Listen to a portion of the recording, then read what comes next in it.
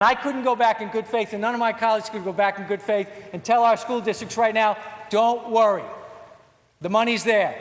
There's no $60 million, there's no $97 million, there's no $100 million in this bill. There's no appropriation. There's a promise, and it says it's the intent.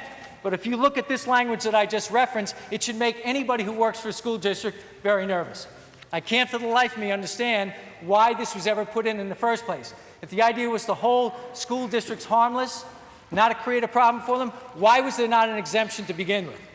It would have made a lot more sense to do it that way. School districts are simply not going to believe us. They're not going to believe it until they actually see the money. And as a result, there will be a direct correlation between this action that you're taking and raising local property taxes. I'm going to say that, or my colleagues are going to say that, because you're adding a cost and there's no guarantee that the money's going to come back. Now, this reimbursement does not apply to our not-for-profits.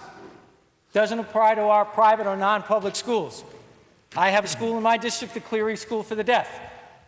I know Senator Foley has St. Mary's in East Islip, Dowling College in Oakdale. There's a lot of institutions that are not going to be exempted the way school districts are. Doesn't make sense.